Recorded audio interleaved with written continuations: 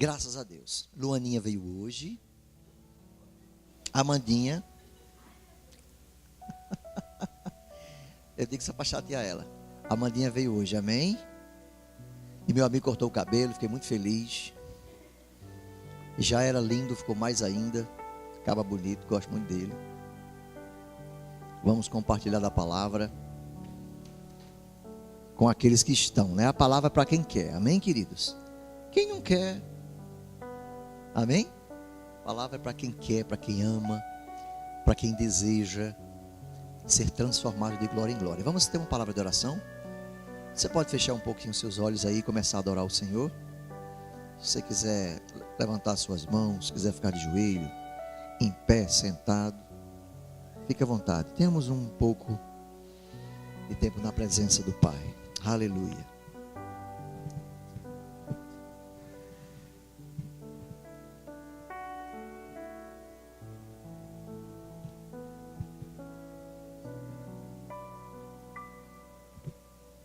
Queremos te adorar, Senhor, reconhecer a tua bondade, Pai querido. Reconhecemos que nada temos e somos, Pai, porque Tu és tudo em nós e conosco. És Tu, Senhor, que nos salva, que nos guarda, que nos liberta, que nos redime, quem nos conduz em triunfo. Toda honra, toda glória seja dada ao Teu nome nesta noite, meu Pai querido. Dizemos que Tu és bem-vindo em nosso meio, em nosso coração, com muita alegria, Pai, nós vamos nos debruçar sobre a Tua palavra, que nesta noite o nosso coração possa estar apto a receber com muita alegria e com muita mansidão, porque é assim, Pai, que a Tua palavra nos ensina. Aquele que recebe a palavra com mansidão, aquele que recebe a palavra e guarda, aquele que recebe a palavra sem nenhuma objeção, esse, Pai, prosperará em todos os seus caminhos. Obrigado porque nós recebemos esta palavra nesta noite, porque é o Teu Espírito Santo que nos ensina todas as coisas. De ninguém nós somos ensinados, só pelo Teu Espírito Santo.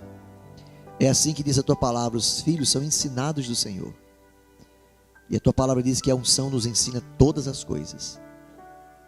Teu Espírito Santo em nós nos conduz, nos consola, nos ensina nesta noite, Pai. Que saiamos daqui transformados, com mentes renovadas, conceitos, Pai, fundamentados na Tua palavra. Um espírito cheio de favor, uma alma convencida pela palavra e um corpo sujeito ao Espírito. É assim que nós oramos, Pai, te agradecendo no nome santo de Jesus, amém. Graças a Deus.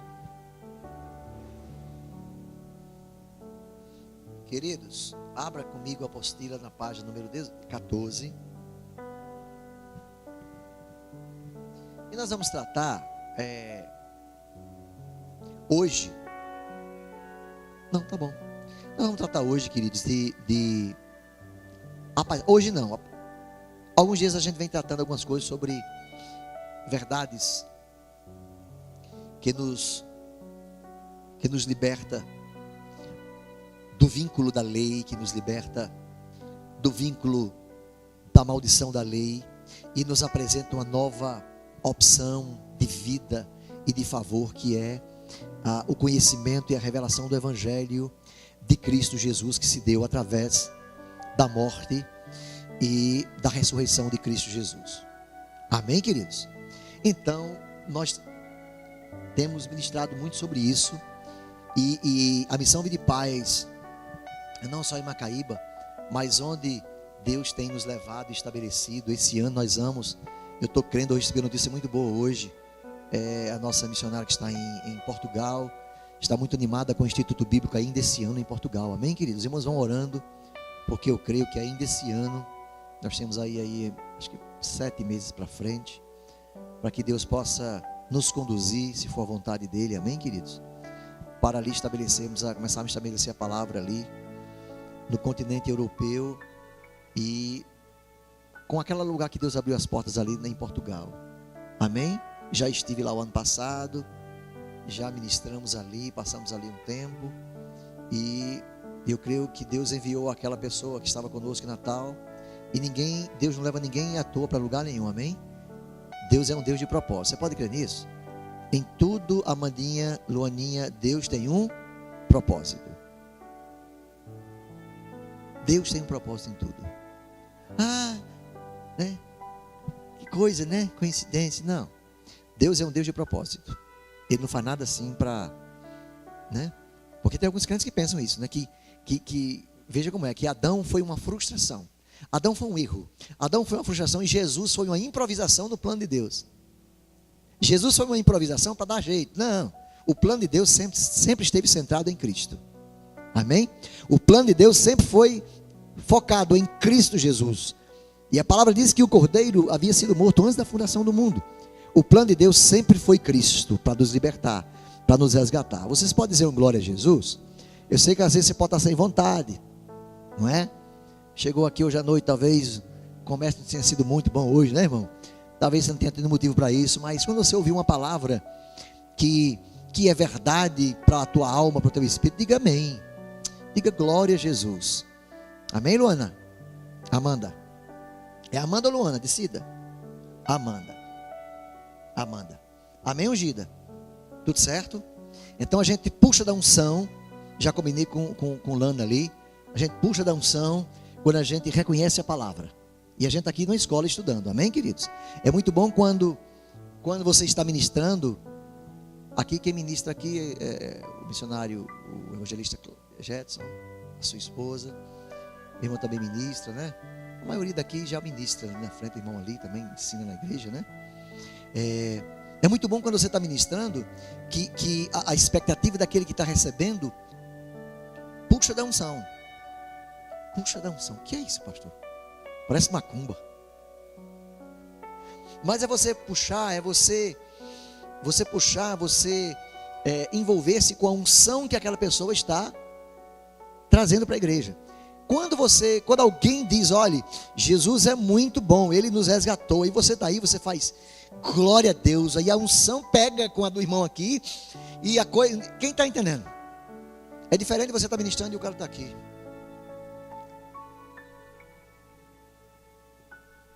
Quem está entendendo? Então isso faz parte inclusive da pedagogia, isso faz parte do ensino. Quando tem alguém ministrando, esteja recebendo aquela palavra, principalmente aquela palavra que muitas vezes você recebe profeticamente. Alguém diz uma palavra e você vai lá e pega. É por isso, irmãos, que o culto é individual. O culto não prestou. Não existe culto que não presta. Todo culto presta. Porque quem faz o culto é você. Então quando você, mesmo que seja ali falando aqui, pegue uma palavra e receba. Mesmo que seja João falando aqui, não importa quem seja, alguém falou 10 palavras que não tem nada a ver, mas dê uma que você crê que tem língua a palavra, diga glória a Deus, amém. Amém. Meu Jesus, o negócio hoje aqui está, oh meu Deus. Vocês comeram churrasco hoje, estão tudo na carne. Mas é isso mesmo, nós estamos aprendendo. E a gente pega da unção e entende que Jesus tem um propósito em tudo. Deus tem um propósito em tudo.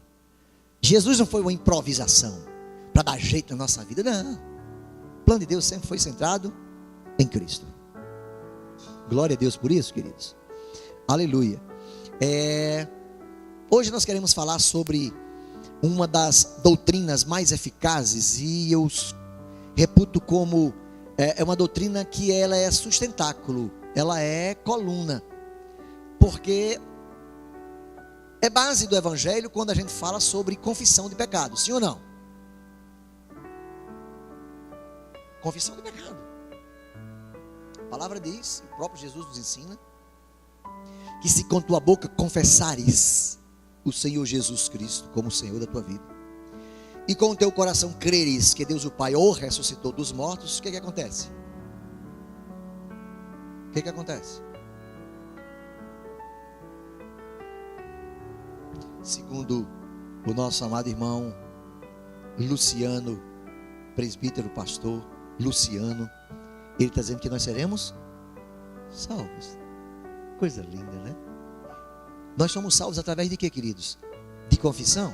Não, nós somos salvos porque cremos na obra redentora de Cristo Jesus.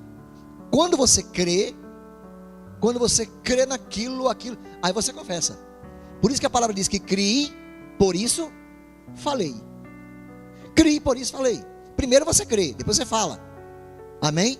Aquilo quando desce o seu coração, você creu, logo você fala. Por isso que a palavra diz que a sua boca vai falar sempre do que o seu coração já está o quê? Cheio. Por isso que você precisa crer. Aí na hora que você crê, você vai confessar. Então confissão é doutrina básica da igreja. Digamos assim, é uma teologia concreta. Não tem barganha, é cláusula pétrea, não pode mudar. Confissão é algo sagrado, amém, queridos? Mas só que a gente precisa entender no contexto, queridos, que nós ensinamos a missão de paz aqui pela palavra daquele que entendemos, é que confissão não é só confessar pecado.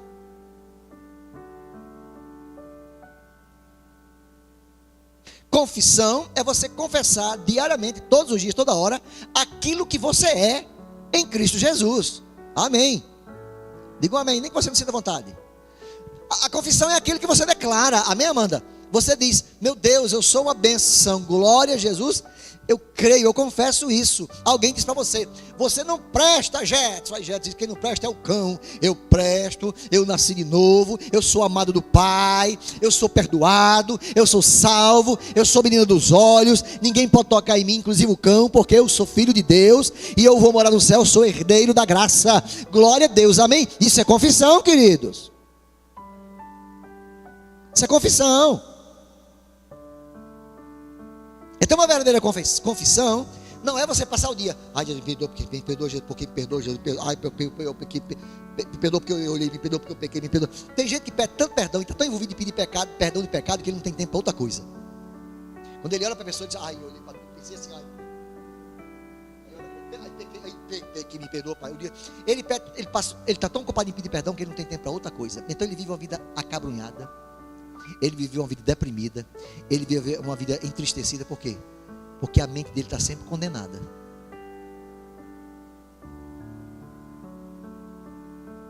Então, queridos, o que queremos dizer com isso?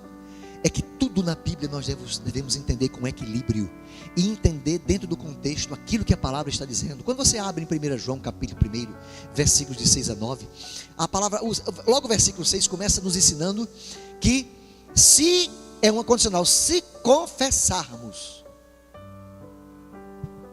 Então, queridos, é uma condicional, se confessarmos. 1 João 1, 6.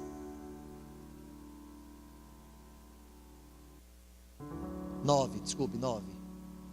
Se confessarmos os nossos pecados, o que é que acontece, Amanda?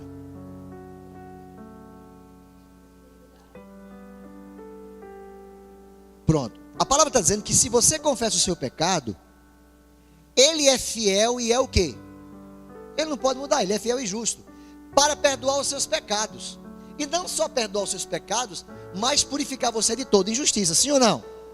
Então, eu a pergunto: é pecado confessar pecado? Sim ou não?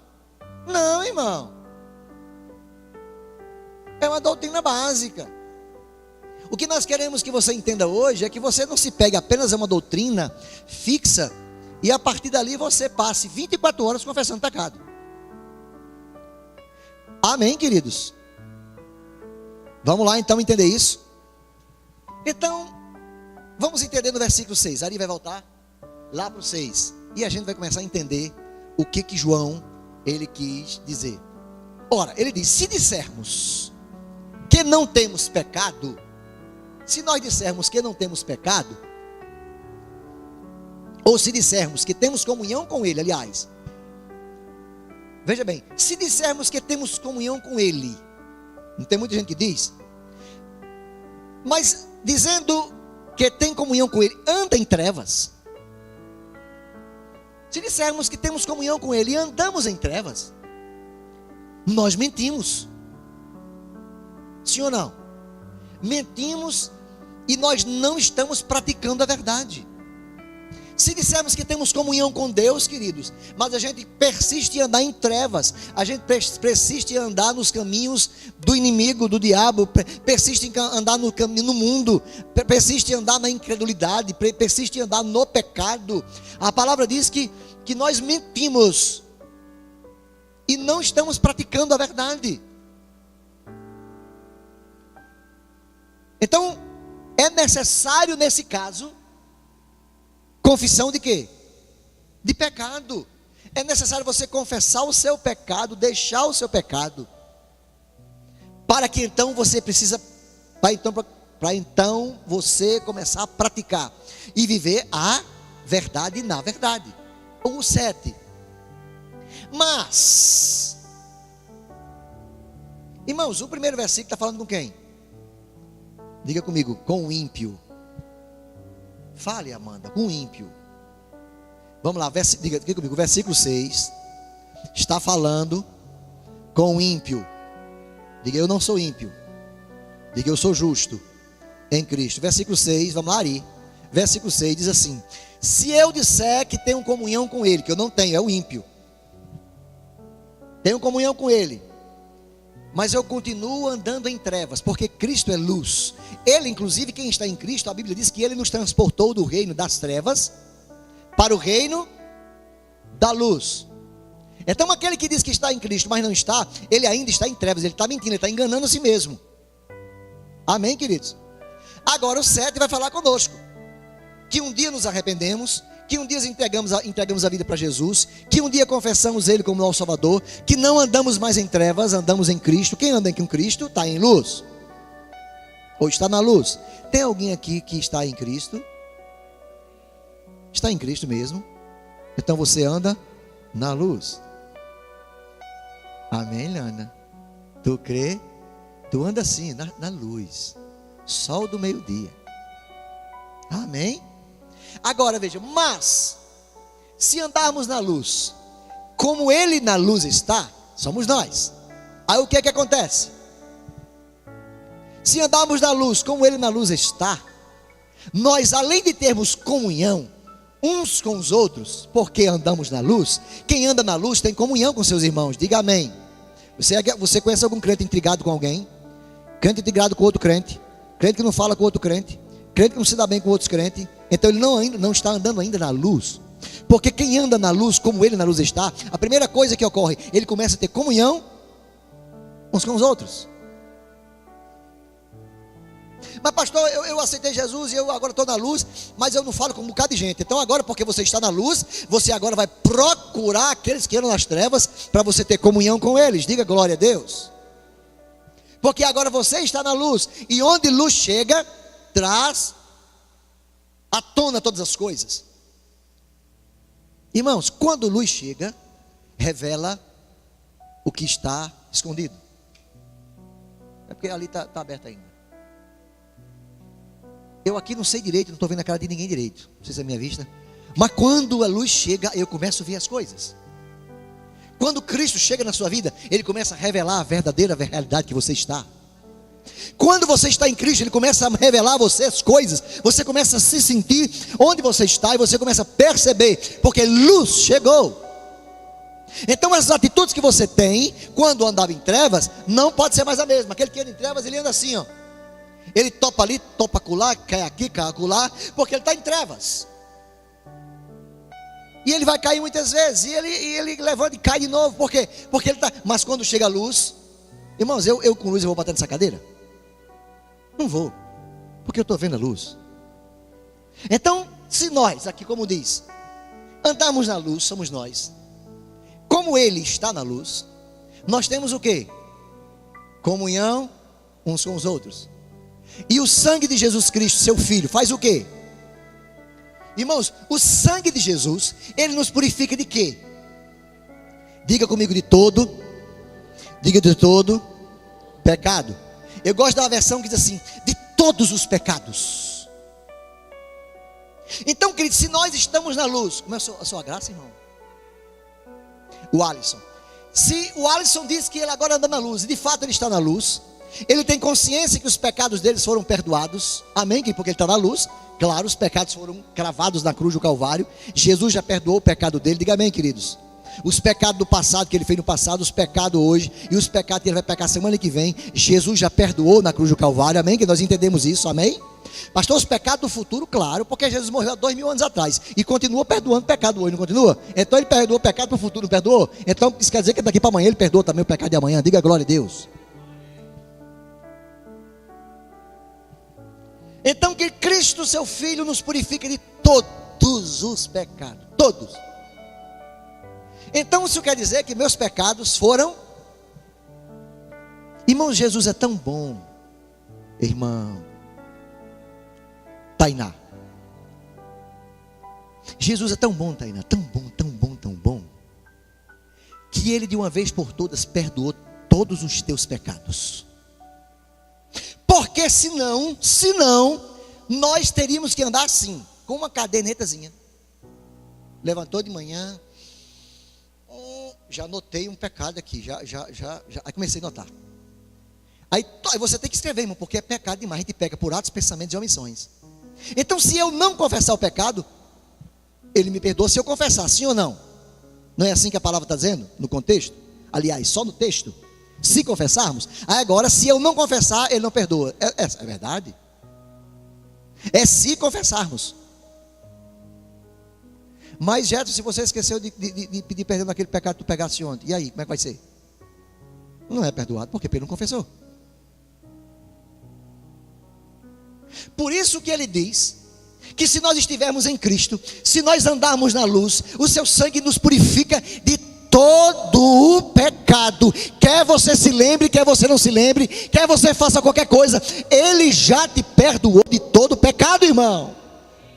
O seu pecado foi perdoado, Lana. Você não pode agora passar 24 horas. Ai, Jesus, me perdoa. Espírito Santo, irmãos, eu quero pedir oração. Irmãos, ore por mim para que Deus me lembre o que eu pequei. Não me lembro. Eu tenho memória tão ruim, irmão. Eu sou tão ruim que eu peco e não me lembro, irmão.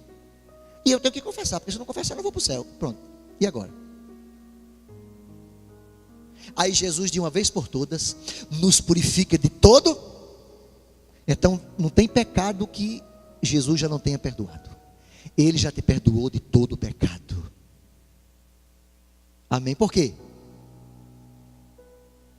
Porque nós andamos na luz, como Ele na luz está. Nós passamos a ter comunhão com nossos irmãos e temos a convicção que Ele já nos perdoou todos os pecados. Isso me deixa o quê, irmãos? Tranquilo. Isso me deixa em paz. Por quê, irmãos? Porque a graça é muito abundante. Irmãos, porque se dependesse da nossa lembrança para sair confessando o pecado o dia todinho, a gente ia estar tudo no inferno. Eu vou dizer uma coisa para você bem séria. Aliás, diga para o seu irmão, diga: meu irmão, se Jesus estivesse esperando você pedir perdão dos pecados que tu pecaste só hoje, tu estava no inferno. Porque eu tenho certeza que a maioria das pessoas que estão aqui hoje não parou e se ajoelhou e começou a pedir perdão dos pecados que pecou hoje. Irmãos, alguém aqui parou e começou a relacionar os pecados que pecou hoje? Então se Jesus vir agora, você vai ficar. Você não pediu perdão? Sim ou não, irmão? Se nós cremos que devemos confessar pecado 24 horas, confessar pecado. Por quê? Porque o versículo 9 diz o seguinte: se confessarmos. Agora, uma vez que se confessarmos os nossos pecados, Ele é fiel e justo para nos perdoar e nos purificar de... Olha, irmãos, é nos perdoar de quê? De todos os pecados. Vocês já confessaram Jesus como Salvador? Então Ele já te perdoou de todos os pecados e de toda injustiça. Aí agora você vai voltar para o versículo de número... Ari, porque a Ari está fazendo 10 coisas ao mesmo tempo. Fica aqui, por favor. Obrigado, Amaninha. Volte por 6, volte por 7. Agora, se nós realmente andamos na luz, como Ele na luz está, irmãos, nós temos comunhão e os nossos pecados já foram perdoados. Mas aí a irmã Janaína, ela agora já pediu perdão a Deus por várias vezes. Irmãos, ela está errada? Tá não, irmão. Quer pedir perdão? Peça. Pode pedir. Às vezes você erra com seu irmão. Errei com meu irmão. Eu não estou ensinando aqui na Missão Vida e Paz, está sendo gravado. Eu não estou ensinando que você não pode pedir perdão. É bom você pedir, amém, querido? Mas você não vai para o inferno se você não passar o dia todinho. Me perdoa, ai, me perdoa. Pai, me perdoa isso aqui. Pai, me perdoa isso aqui. Não. Ele já te perdoou e te purificou de toda injustiça. O sangue dele é poderoso para te perdoar. Agora, claro, se você está aqui, o Espírito Santo te lembra algo que você ofendeu alguém. Seu pai me perdoa em nome, irmão me perdoa, irmão me perdoe. Pronto, não tem problema nenhum. Mas independente disso, seus pecados já foram perdoados. Irmão, se não fosse assim, sabe quem ia para o céu? Ninguém. Mas qual é a doutrina que a gente aprende aí, que eu aprendi a minha vida toda? Que eu preciso confessar. Tem que confessar. Ou confessa ou está morto. Aí agora para me relacionar aos pecados que eu pequei, hoje é difícil. Essa semana, um ano de pecado. Tu ia lembrar, irmão? Tu passa o dia todinho ali naquele carrinho, só olhando. Irmão. Não, irmão? Aí em vez do irmão estar naquele carrinho 24 horas, ai Jesus, pequei, ai Jesus me perdoa, ai Jesus, pequei, ai me perdoa, não vai vender um picolé, nenhum. Por quê? Porque não dá tempo. Tem um pastor amigo nosso, porque eu sou amigo dele, ele não é meu amigo, eu sou amigo dele, amém? Eu conheço ele, eu escuto muito ele prega muito bem, ensina muito bem sobre isso. E ele diz o seguinte, que ele era goleiro na época, então ele tinha tanta preocupação, ele amava tanto o Senhor, se converteu, que ele ficava todo o tempo todo pedindo perdão a Deus, que ele levava não sei quantos gols numa partida. Ele foi expulso do time porque ele levava gol demais, porque ele passava o tempo todo, ai me perdoa, pai, levou. Ele vivia tão condenado, pedindo perdão, que ele levava gol e botava ele para fora do time. E disse, pronto, meu Deus, e agora? Até que a graça o alcançou. O evangelho da graça de Jesus Cristo diz que você já foi perdoado, que em Cristo Ele já levou os teus pecados. Nós temos comunhão com Ele, andamos na luz como Ele na luz está. Temos comunhão e o sangue de Jesus, seu Filho, nos purifica de todo pecado. Agora o ímpio não, o ímpio tem no 9, o que é 8 diz, irmã?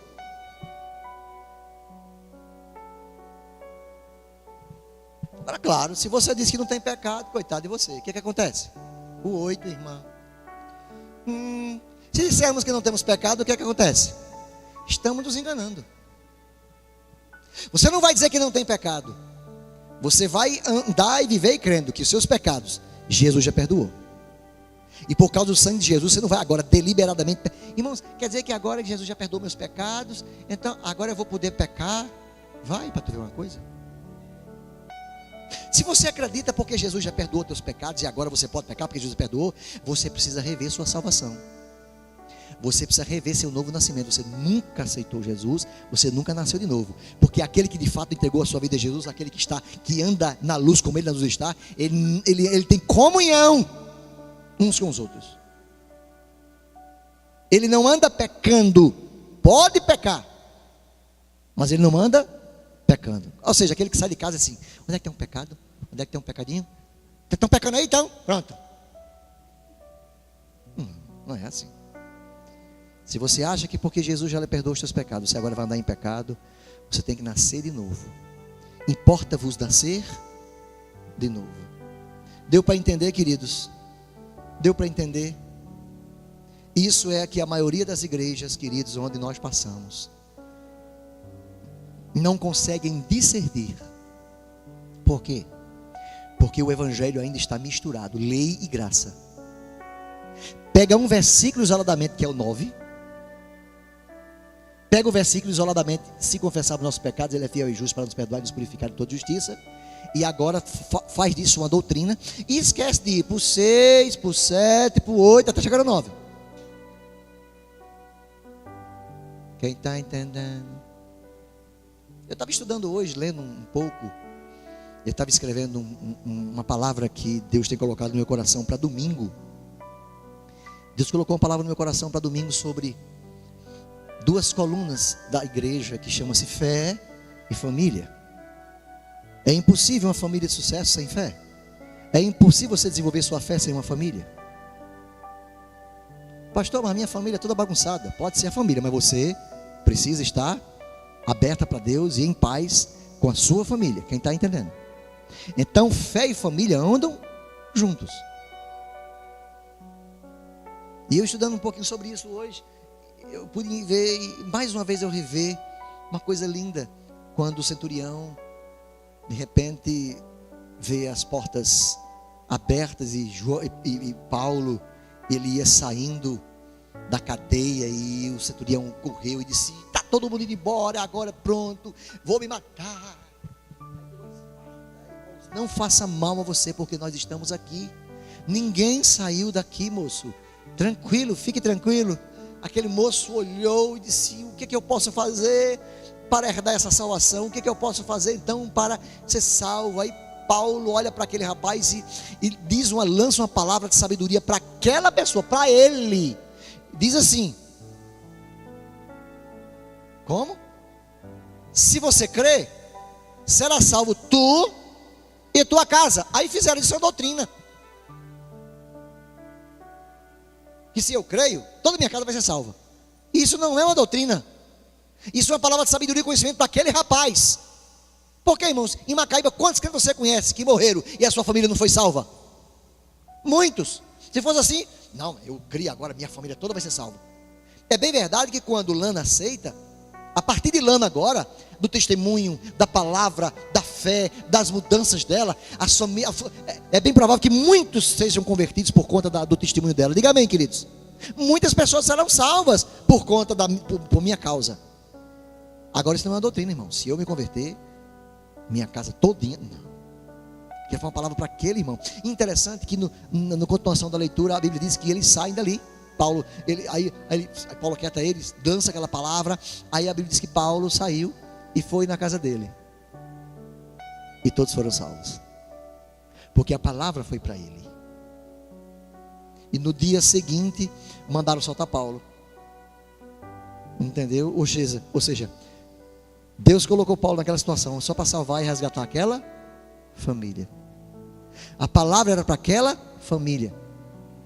Estão entendendo, querido? Quando a gente pega um versículo e quer fazer disso uma doutrina, onde é que você vê na Bíblia? Onde é que você vê na Bíblia, de Gênesis a Apocalipse, essa mesma teologia? Crê no Senhor Jesus Cristo, será salvo tu e tua casa. Aonde? Não tem, querido. Então não é doutrina. Doutrina é quando Paulo diz, Pedro diz, João diz, outro diz, Isaías profetiza, Davi declara pelo Espírito. Aí aquilo forma um compêndio, uma doutrina. Isso é doutrina. Amém? Quem está entendendo? Diga: os meus pecados. Desse jeito, meu amigo, foi não. Diga: os meus pecados foram perdoados. Diga: se eu me lembrar, amém. Se eu não me lembrar, já foram perdoadas. Amém, do mesmo jeito. Aí você anda como, queridos? Você anda dependendo inteiramente da graça. É por isso, irmão, que a gente vive de favor. Quem é que vive de favor aqui? Fora eu. Todo mundo vive de favor aqui? Claro. Você vive do favor de Deus, queridos. Nós vivemos de favor. Graça é favor. Não é porque você merece, não, irmã. Não é porque você se lembrou dos seus pecados para perder, não. É porque Jesus já te perdoou. Então você já foi perdoada, você já foi salva, já foi lavada e limpa. E quando Jesus vier, Ele vai levar você, Ele vai arrebatar você. E quando no dia do arrebatamento nós vamos ser arrebatados, não é porque não pecamos naquele dia, naquela hora, não. É porque o sangue de Jesus já nos perdoou. Quantos anos o irmão tem de crente? De evangelho. O irmão aceitou Jesus quanto tempo? Sim. 15 anos. Ok, tem mais alguém com mais de 15 anos de crente aqui? Jetson, quantos anos, Jetson? Quantos anos tu tem então? Pronto, tem 30 anos de crente, 30 anos de crente, tu?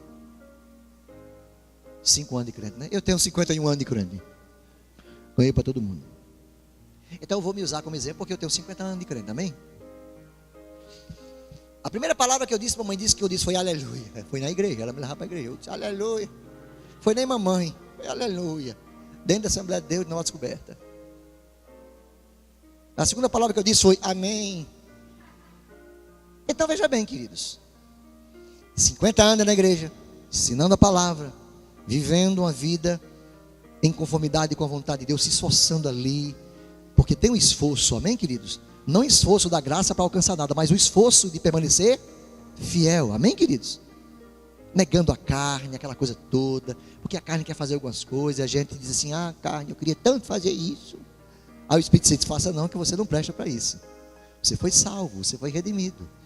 Você morreu para o pecado, meu filho. Aí o meu Espírito, que é mais forte do que a carne, diz: é isso mesmo, aí eu vou e não faço. Quem está entendendo? Aí no dia que Jesus voltar, Messia, na hora que Jesus tocar a trombeta, aí eu estou pecando. Na hora. Porque todos nós podemos pecar, irmãos. Atos, pensamentos ou omissão. E se for Larissa, que peca 24 horas, e Larissa? E aí? Peca nada. Bichinha tão quietinha, a gente vai mexer com ela. Eu, crente, na hora que Jesus estiver, o Alisson, na hora que Jesus estiver arrebatando, aí eu, olha, pastor, professor, pai, um pouquinho ali, sabe, com todo esforço. Aí Jesus vem, aí eu fico. Eu ligo logo para Ari, tu ficasse, rapaz, na hora eu estava aqui também, fiquei, olha.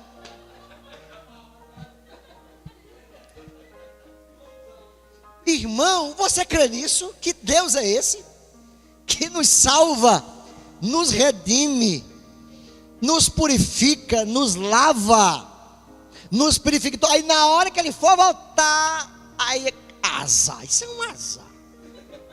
Na hora que Jesus está voltando, é azarado demais. Aí eu fico: irmão, isso é possível? É não. Pronto. Bota o 2 aí do 1 João. Ela já tirou, foi. Eu estou calmo, meu filho.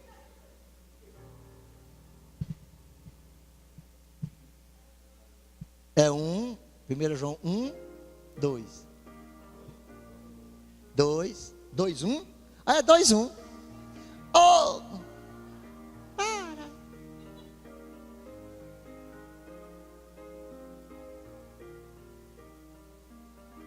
Pronto. Está respondido? Não peque. Mas se pecar, o advogado já diante do Pai, já ali. Como é que o advogado faz? Defende. O advogado já, o que ele faz? Ele já lhe apresenta, porque ele tem capacidade postulatória para isso, diante do juiz, que é Deus. Aí o juiz já dá a sentença de perdão, por quê? Porque o advogado é forte demais. O sangue dele é poderoso. Ele ouve o filho. Amém, queridos? Aí Jesus voltou, Lana está naquele pecadinho, Lana. Ficou. Fica não, irmão, sabe por quê? Porque os pecados de Lana já foram perdoados. Porque ela anda na luz como ele na luz está. Embora mesmo andando na luz ela possa errar, mas ela não vive no erro. Ela não premedita o erro. Ela não vive no erro como o versículo 7. O versículo 6 está dizendo assim: andando na treva, andando em trevas. Se dissermos que andamos a verdade e andamos pecando, estamos em trevas, não andamos na luz. Mas ela não, ela anda na luz, como ele na luz está. Então se ela anda na luz, como ele na luz está, os pecados dela já estão perdoados. E agora ela vai pecar por isso? Não, pelo contrário, ela vai ter nojo do pecado. Por quê? Porque ela anda na luz. Quem está na luz, irmão, não tem prazer em entrar na treva. Olha para a pessoa que está ao seu lado e diga: se você está na luz, você nunca vai querer voltar para as trevas. Nunca, nunca, nunca, nunca. A palavra diz, Hebreu diz, é impossível aqueles que receberam o dom de Deus. Ah, meu Jesus, é impossível aqueles que experimentaram da promessa, das coisas que haviam de vir. Se você recebeu isso, você teve um vislumbre disso. É impossível que você uma vez volte para a lama, para as trevas. Não. Porque um dia você confessou Jesus. Não, tem muita gente que tem só um susto. Vem para a igreja e tem um soluço. Confessa Jesus. Só um soluço. Se emociona. Chora. Irmãos, quantas pessoas aceitaram Jesus aqui nessa igreja? Eu perdi as contas. Cadê esse povo? Tava. Tá desse povo, irmão. É porque muitos não morreram, desmaiaram. Tem um bocado de gente desmaiada, mas não morreram. Nós morremos, por isso que estamos aqui. Aqueles que morreram. Ó, o que 1 Pedro 2,24 diz? 1 Pedro 2,24. Eu estou calmo. Toda vez que eu peço para dizer um versículo, ele diz: tenha calma. Eu estou calmo. Eu estou só correndo no. Ela está na. 1 Pedro 2,24. Está no Novo Testamento. Vá. 1 Pedro. Estou calmo. Amandinha de Jesus. Amandinha de Jesus. Ei, aqui não tem uma Bíblia online não, que você, sem ser na internet. Isso é internet, é? Isso, e é complicado desse jeito. Não é porque aí você vai, é complicado. Eu tenho uma Bíblia lá no meu computador, chama Bíblia online, que eu baixei. É um segundo. Eu já abro, já diz o capítulo, aí o capítulo já diz o capítulo e o versículo. Eu já clico em cima, acabou-se. É um segundo. Abra no 24.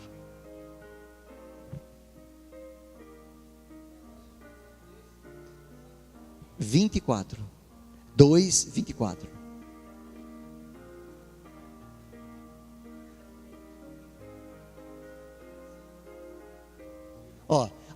Aí vai assim, lá não, vai direto.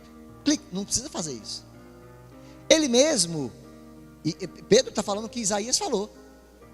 Pedro está transcrevendo o que Isaías já tinha profetizado há 700 e poucos anos, 730, 750 anos de Cristo.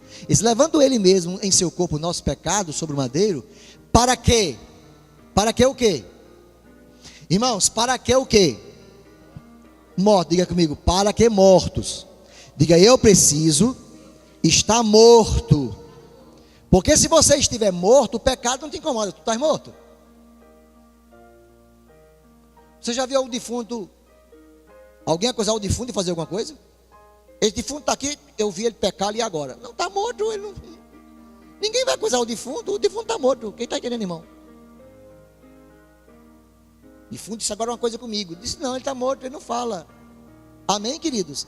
Mortos para o pecado, e para os pecados nós pudéssemos fazer o quê? Quando nós morremos para o pecado, passamos a viver para justiça de quem? De Deus, queridos, é a justiça dele, não a nossa. E pelas suas pisaduras nós somos. Diga, vale a pena morrer. Glória a Deus, porque quando eu morro para o pecado, além de ter os meus pecados perdoados, eu tenho minhas enfermidades saradas. E eu recebo a proporção que eu creio. Crendo, recebendo. Eu vou crendo, vou recebendo. Eu vou crendo, vou recebendo. Você vai crendo e vai recebendo. Por isso que você tem que se encher da palavra. Quanto mais você mais encher da palavra, mais você crê. Porque fé vem pelo ouvir a palavra. Então muita palavra, muita fé. Nenhuma palavra, nenhuma fé. Muita oração, muito poder. Nenhuma oração, nenhum poder. Amém, queridos? Não tem meio termo. Não tem, como diz mamãe, meia boca. É tudo uma realidade. Vamos avançar, queridos?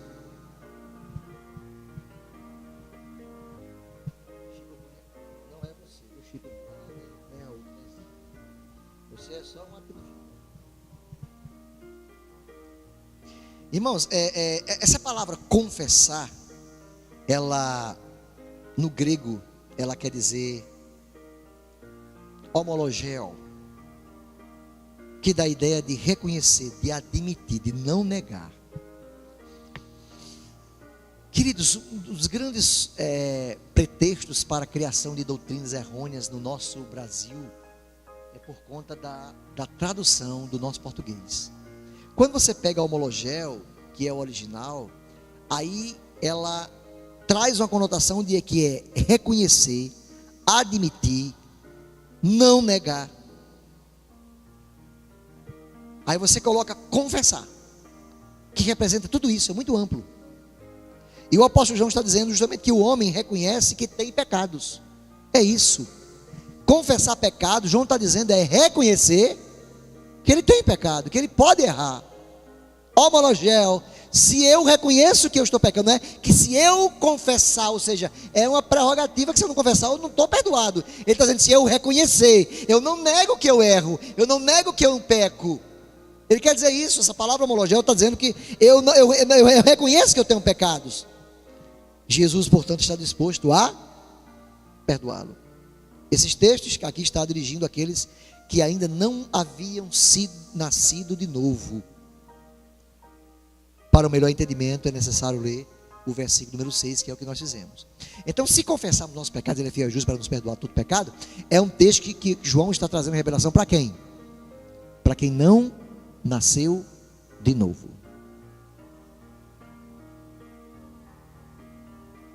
Amém, queridos? Nós precisamos ter revelação e ter entendimento disso. Muitos textos são mal interpretados por isso. Abra comigo o Evangelho de João. Eu vou dar outro exemplo aos irmãos aqui. Pastor Ari lembra que nós já falamos isso aqui tantas vezes. João 16, Evangelho de João. João 16.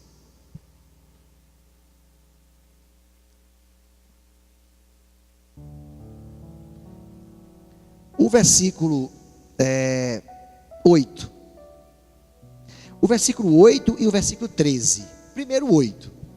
O 8 está falando com quem? Com o mundo. E o 13 está falando com quem? Com a igreja. São muito parecidos por conta das traduções do original para o português. Entendeu, Amandinha? Só isso. Quando você pega o 8, diz que quando ele vier, quem é ele? É o Espírito Santo. Essa versão aqui está muito assim, deixa muita coisa vaga. A minha versão diz, quando o Espírito Santo vier, ele convencerá quem? Olha aqui para mim. Você é do mundo. Todas as vezes que o escritor está falando do mundo, está falando com a igreja. Existem 3 classificações de pessoas, queridos. Nós vimos isso aqui numa matéria, não sei se foi a penúltima, mas ensinamos que existem 3 classificações de pessoas. Me lembra, vamos voltar para cá. Existe o judeu, existe a igreja e existe o gentio, que é o mundo. Pronto, são 3 classificações de pessoas. Existe o judeu, o povo escolhido de Deus, no judeu da promessa. Existe a igreja, que somos nós. Existe o gentio. Gentio quem é? É o mundo. Quando eu sou judeu e confesso Jesus como Salvador, eu deixo de ser judeu e passo a contar como igreja. Quando o gentio, que é o mundo, confessa Jesus, ele deixa de ser gentio e passa a contar como igreja. Então, João está escrevendo e diz assim, olha, quando o Espírito Santo vier, ele vai convencer quem? O gentio, o mundo. Ele vai convencer o gentio de quê? Da verdade, da justiça e do juízo. Então, queridos, o papel do Espírito Santo no mundo, para o ímpio, é estar nos ouvidos dele, 24 horas por dia. Se arrepende, rapaz. Rapaz, essa palavra, ouve uma palavra, o Espírito Santo vai lá e diz, ei, revela juízo para ele, revela a verdade para ele, revela o juízo vindouro que vai descer sobre a terra, para que ele não beba daquele juízo, entendeu, Lana? Tanto é que quando aquele pecador entra na igreja que ouve a palavra, o que ele faz? Aí uns vêm porque de fato arrependeram-se, outros vêm porque deu remorso. Porque tem uma grande diferença de remorso para arrependimento. Arrependimento é mudança de rota, mudança de mentalidade. E remorso é você chorar porque você sabe que está errado, mas você não muda. E você não mudou. Você não mudou a mentalidade, não teve metanoia. Mudança, arrependimento é mudança de rota. É conversão, mudança brusca de rota. Judas e Pedro. Pedro se arrependeu. O que ele fez? Correu para os pés de Jesus. E Judas teve remorso, pegou a corda e se enforcou. Pedro chorou, chorou. Judas chorou, chorou. Os dois choraram. Os dois lamentaram o fato. Os dois lamentaram aquele episódio. Meu Deus, eu neguei, eu pequei. Só que Judas teve só remorso. Chorou. Pegou uma corda e E Pedro arrependeu-se.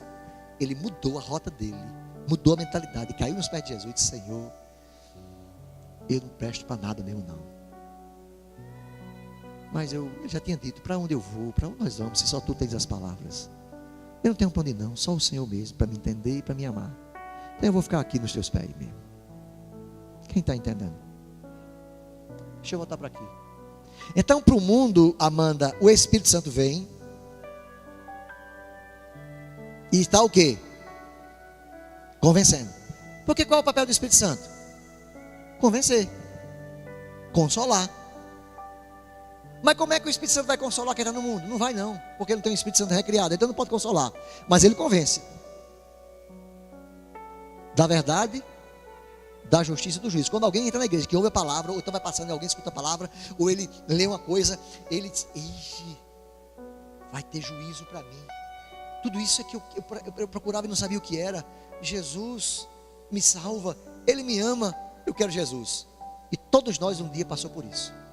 É por isso que nós estamos aqui. Amém, queridos? Então, para o mundo, o Espírito Santo está 24 horas lá, convencendo ele do juízo. Tu vai queimar no inferno. Se tu não se arrepender, tu vai queimar. Se tu não se arrepender, ó, tem justiça para você. Deus é amor, mas Ele é justo. E ele é o juiz e Ele vai botar para torar em tu. Tu está frito.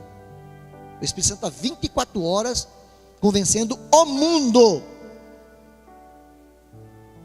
Isso não é para crente. Isso é para o mundo. E eu vou mostrar para vocês porque não é para crente. Versículo número 13.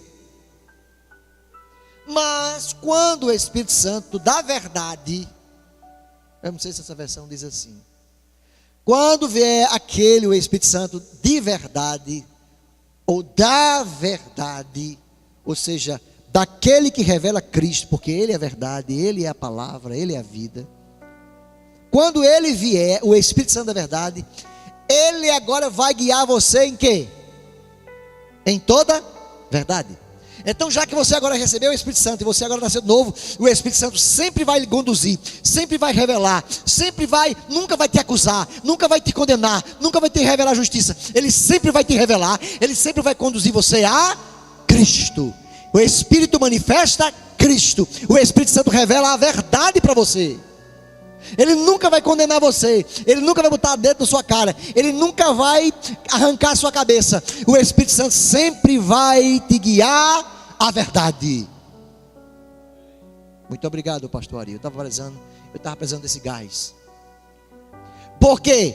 Porque o Espírito Santo sempre nos conduzirá à verdade. Porque, Amanda, Ele nunca fala de si mesmo. O Espírito Santo sempre revela Cristo. O Espírito Santo sempre vai revelar, vai nos dizer, nos ouvir bem baixinho. Ele vai sempre nos anunciar aquilo que nos há de vir. Diga glória a Jesus. Oh, maravilha. Eu gosto de crente cansado por isso. Quem é para estar cansado sou eu, irmão. Você não, você está aí sentado, ar-condicionado, poltrona, conta paga, não deve nada a ninguém. Maravilha. Tá tudo bem. Não é não, irmão? Primeira? Tá não? Não tá primeira não? Tá de segunda? Mas vai chegar para a primeira, em nome de Jesus. Continue ouvindo a palavra que você vai chegar em nome de Jesus. Entenderam aí, queridos, a diferença? Mas a palavra diz que o Espírito Santo vai revelar juízo. Eu quero perguntar uma coisa a você. O Alisson, é porque faz pouco tempo que você conhece Mércia, viu? Mas você não aguenta Mércia 5 minutos no seu juízo, 24. Ei, cuidado. Ei, vem cá, tá onde? Ei, vem cá, por quê? Ei, tá fazendo o quê? Tá com quem? Não tem ninguém. 5 minutos. Você imagina o Espírito Santo 24 horas dentro de Wallace. Ei, você não aguenta, meu irmão. A gente não aguenta uma pessoa 5 minutos enchendo nosso saco. Imagina o Espírito Santo 24 horas. Ei, tu vai, dói. Ei, não. O Espírito Santo não vai ficar condenando você, não. O Espírito Santo sempre vai estar exaltando Cristo. Ele vai estar guiando você à verdade. Ele vai estar declarando a verdade. Ele vai estar conduzindo você à verdade. Ele vai estar exaltando a verdade. Ele vai estar te levantando. Ele vai estar sempre te convencendo. O Espírito Santo cada vez mais vai te levantando. Amém, queridos? Por isso que você não se cansa. O Espírito Santo não cansa ninguém, irmão. Quando você era do mundo, não. Ele te revelava justiça, juízo, para você se converter. Você se converteu. Aí agora ele te vai revelar Cristo. Então, mulheres, nós precisamos ser Cristo na vida dos nossos amados irmãos. Os homens precisam ser Cristo na vida das pessoas. Como é que Cristo faz? Nunca acusa, nunca condena. Ele sempre diz assim: tá tudo bem, onde é que você está? Ah, tá bom, tá ótimo, tá. Vem na paz, vai na paz. Diga amém, pelo amor de Deus. Sempre confiando, nunca desconfiando, sempre aprovando, sempre descansando, porque a gente só consegue viver uns com os outros se for em paz. O Espírito Santo é um Deus de paz. Por isso que tudo que é de Deus e vem de Deus nos traz paz. Pastor, a minha relação é tão conturbada porque é do cão. Não case não, porque é do cão. Mas pastor, quando casa melhora, eu nunca vi, vai piorar. Está rindo porque não é com ela, mas as coisas de Deus, irmãos, são cheias de paz, são cheias de confiança, são cheias de ternura, são cheias de amor, porque o Espírito Santo se manifesta em paz. E a palavra diz: seja a paz de Deus o árbitro do vosso coração. O árbitro é aquele que apita, pare, vá, não é?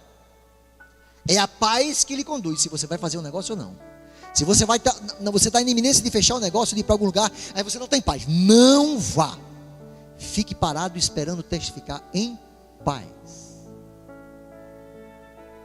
A paz é que vai ter, que vai dizer a hora que você vai. Nunca saia de um lugar também debaixo de confusão. Dê um tempo, espere chegar a paz. Aí você vai. Amém, queridos? Nunca vá conversar com ninguém também debaixo de... Espere o coração descansar para que você esteja cheio de paz. Aí você chega e se derrama em paz, falando as mesmas verdades, mas em paz. Aí quem fala em paz, irmão, não agride. Quem fala em paz não ofende. Por quê? Porque a paz nos conduz em justiça. A paz nos conduz em amor.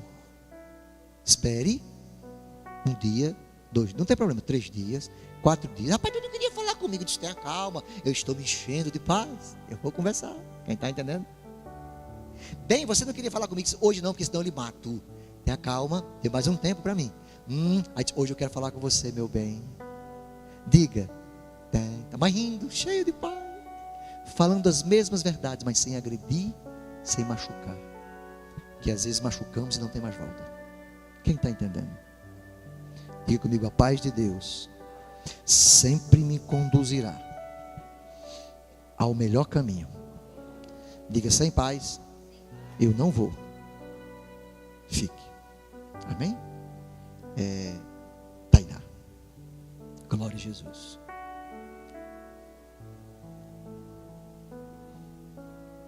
Eu já pensei nisso.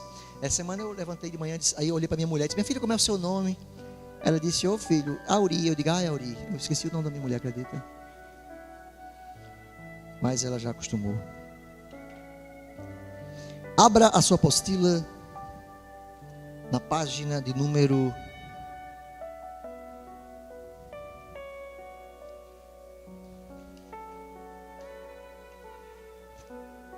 A página de número... Essa página 14, 15 é o texto em que nós... Romanos 6, 14.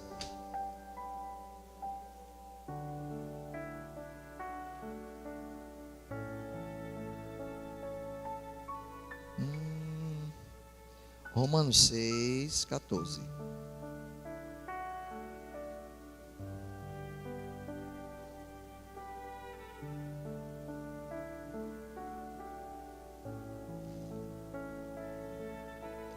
O pecado não terá domínio sobre vós, porque não estão mais debaixo da lei, mas estáis debaixo da graça. Queridos, eita, está bem pertinho aqui. Vamos ler um pouco aqui para que os irmãos possam entender uma coisa. Está com sua apostila aberta. Está muito claro que o pecado não só terá domínio de uma forma, quando estivermos debaixo da graça. Deu para entender isso aqui? Está claro que o pecado só não terá domínio de uma forma. Que forma é essa? Quando você está debaixo da... O que é estar debaixo da graça? É não estar debaixo da lei, do jugo do pecado, do jugo da desobediência, andando nas trevas. Você está na graça, então você está em Cristo, você está na luz. Como Ele na luz está, temos comunhão com uns outros e os nossos pecados são perdoados. Isso é estar na graça. Amém, queridos? Então o tempo verbal está no futuro. Você concorda com isso? Como é que diz Romanos 6,14? Pois o pecado não terá. Ou seja, está no pretérito futuro perfeito.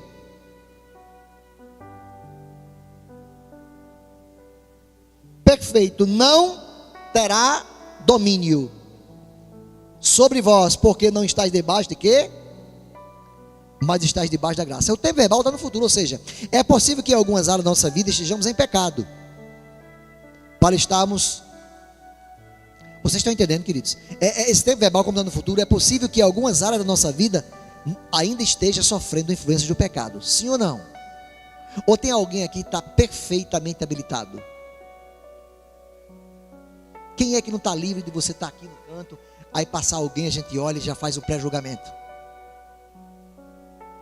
Quem está entendendo? A gente está aqui, aí passa o pastor Ari no carro.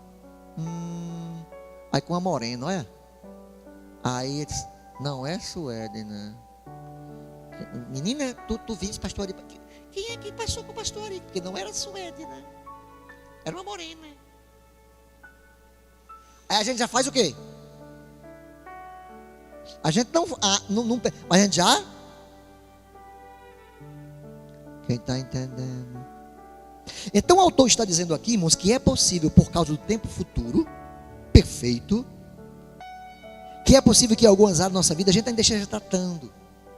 Então, para estarmos, é só não entendermos a graça naquela área específica, ou seja, para nós não estarmos prontos, é só não entender aquela área da graça especificamente, que a gente vai sofrer as consequências. Então acompanhe comigo aqui.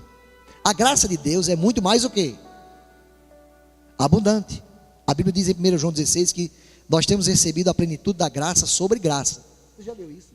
Evangelho de João, capítulo 1. Diz que na sua plenitude nós recebemos graça sobre graça. É graça em cima de graça e mais graça. Nós estamos, como diz a música de Ana Paula Valadão, mergulhados no oceano de graça. Amém, irmão? Glória a Deus por isso. Nós temos recebido a sua plenitude de graça sobre graça. Então não adianta impor a lei para aqueles que estão andando no pecado. Não adianta. Só vai piorar a situação. Quando você chega para um pecador e diz, você não pode fazer isso, o que é que vai acontecer? Aí é que ele faz. Quem está entendendo? Você chega para um pecador e diz, rapaz, tu não pode fazer isso. Aí é que ele vai fazer. Por quê? Porque ele não está debaixo da graça. Quanto mais você diz que não pode, mais aí ele faz. Amém, queridos? Romanos 4,15. Romanos 4,15 é assim. Porque a lei opera o quê? A ira. E onde não há lei, não há transgressão. A lei vem e mostra que aquela lei está errado. Aí agora, a partir dali, houve e haverá o quê? Transgressão. É isso que a palavra diz. Porque a lei produz a ira. Agora, onde não há lei, onde a graça está estabelecida pelo sangue de Jesus, não há transgressão. Há libertação. Diga glória a Jesus. Então, queridos, viver debaixo da lei é viver confiando em seu próprio desempenho. O que é então viver debaixo da lei da treva, da lei do pecado é você confiar na sua própria habilidade e dizer assim: eu não faço isso não, porque eu sou invocado. Jetson não vive em pecado porque ele é bom, e ele diz que não vai viver não porque ele pode não. Ele está porque ele está debaixo da graça, ele está debaixo do favor de Deus. Não é porque ele é bom. Eu não vivo no pecado não é porque eu sou sarado, eu sou totalmente tratado, não é por causa da graça, é porque eu não vivo mais debaixo do jugo do pecado, eu vivo debaixo da graça. Diga amém, pelo amor de Jesus Cristo. Então, queridos, quando eu confio no meu desempenho, eu vivo debaixo de quê? De justiça própria. Então só isso já é um verdadeiro engano. Pois quem tenta ver pelo seu próprio desempenho, quem tenta ver pela sua própria justiça que está debaixo da lei, está cavando a sua própria cova. Nunca ache que você é o cara. E veja qual é a cova. A lei diz que você vai errar e um só mandamento você é culpado de todos. São 613 mandamentos ou ordenanças, né? Aí você vive pela sua lei, você vive pela sua performance. Aí você erra num. O que acontece? Você é condenado pelo resto todinho. Não é ruim? Mas quem vive debaixo da graça? A graça estica. Ela estica. Ela vai até onde você precisar. E você não faz confiando naquilo. Você não faz porque você não tem prazer naquilo. Mas se precisar, a graça vai até onde você precisa. Porque você não confia na sua habilidade própria. Você confia o quê? Na graça. No sangue de Jesus. No poder do nome dele. No poder da sua palavra. Amém?